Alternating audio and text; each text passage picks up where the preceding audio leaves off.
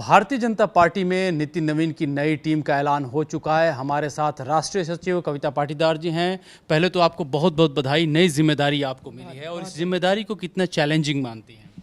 देखिए, भारतीय जनता पार्टी को मैं धन्यवाद देती हूँ। मेरी पार्टी ने मुझे ये बहुत ही महती जिम्मेदारी दी है। माननीय राष्ट्रीय अध्यक्ष नितिन जी को मैं धन्यवाद देती हूँ। हमारे यशस्वी प्रधानमंत्री माननीय मोदी जी को धन्यवाद देती हूँ। हमारे गृह मंत्री माननीय अमित शाह जी को धन्यवाद देती हूँ कि मुझ जैसी छोटी कार्यकर्ता को इतनी बड़ी जिम्मेदारी दी है। और भारतीय जनता पार्टी हर चुनौती को स्वीकार करने के लिए हमेशा तैयार रहती है, क्योंकि हम संगठन पर आधारित पार्टी हैं और हम लोग हमेशा 365 दिन जनता के बीच में अपने संगठन के कार्यों को लेकर उनसे संवाद और संपर्क में रहते हैं। जो हमारी जन कल्याणकारी योजनाएं हैं उनके माध्यम से हम जनता के बीच में रहते हैं। तो मुझे ऐसा लगता है कि ये भूमिका तो बड़ी है, लेकिन राष्ट्रहित का जो भाव मन में है वो भाव हमें कार्य करने के लिए प्रेरित करेगा। ये माना जा रहा है कि जो आप लोगों की टीम है, नो डाउट एक यंग फेस इसमें ज़्यादातर हैं और साथ ही साथ अनुभव का भी इसमें ब्लेंडिंग हुई है। लेकिन क्या आपको लगता है कि जैसे मिशन 2029 तो है, लेकिन जो 5 राज्यों के जो चुनाव हैं, विधानसभा चुनाव, और ख़ासतौर उसमें उत्तर प्रदेश की बात करें, उत्तराखंड की बात करें, पंजाब की बात करें, वो आप लोगों के लिए एक लिटमस टेस्ट, एक चैलेंज है, बहुत बड़ा चैलेंज है कि इसको कैसे पार पाना है?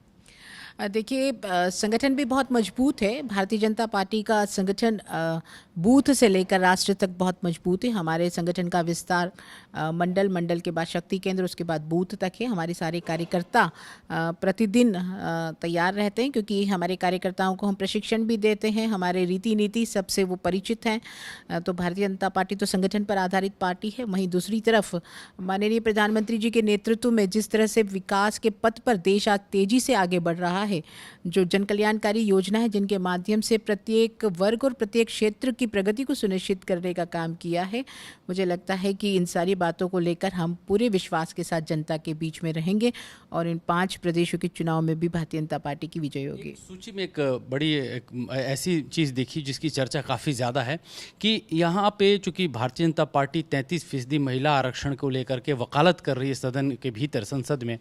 पार्टी के संगठन में देखा गया 33 ने, आप लोगों ने तो 40% पार कर लिया है।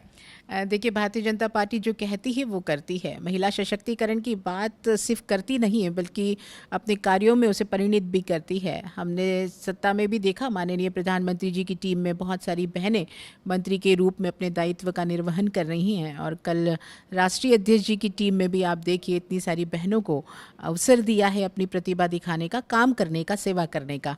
तो ये बहनों के लिए महिला सशक्तिकरण को जो आगे बढ़ाने का जो भाव है वो इस निर्णय में साफ दिखता है। एक और चीज़ है कि चूँकि उत्तर प्रदेश के बाद, चूँकि वहाँ तो खैर चुनाव भी है, वहाँ से काफ़ी ज़्यादा संख्या में लोग संगठन में हो, लेकिन जो दूसरा सबसे बड़े राज्य है जहाँ से लोग आ रहे हैं वो मध्य प्रदेश है। मध्य प्रदेश इकाई से सबसे ज़्यादा जो है संगठन में लोग शामिल किए गए। इसके पीछे क्या रणनीति है, क्या मतलब है कि मध्य प्रदेश पे ज़्यादा इतना एतबार दिखाया है संगठन को?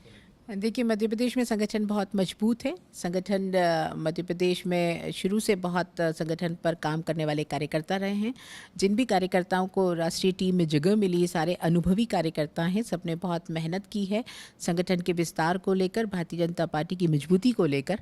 और मैं बहुत खुश हूँ कि मध्य प्रदेश से इतने सारे लोगों को केंद्रीय टीम में जगह मिली। आप लोग बहुत युवा चेहरे हैं, लेकिन एक देश में एक चीज़ दिखाई दे रहा है कि युवाओं में एक असंतोष की आंधी चल रही है, राज्य दर राज्य, चाहे उसको कोई भी पार्टी हो, लेकिन उसके खिलाफ जो भी सत्ता में है उसके खिलाफ असंतोष दिखाई दे रहा है। जेन जी आंदोलन का नाम अलग अलग जगहों पे दिया जा रहा है, चाहे वो झारखंड हो, चाहे दिल्ली हो, चाहे पंजाब हो। तो इस चुनौती को आप लोग क्या संवाद है, क्या स्ट्रैटेजी है, कोई ब्लूप्रिंट आप लोगों ने रखा है क्या? देखिए, माननीय प्रधानमंत्री जी ने भी इस देश के युवा को संबोधित किया था, उसमें उनके भाव स्पष्ट दिख रहे हैं।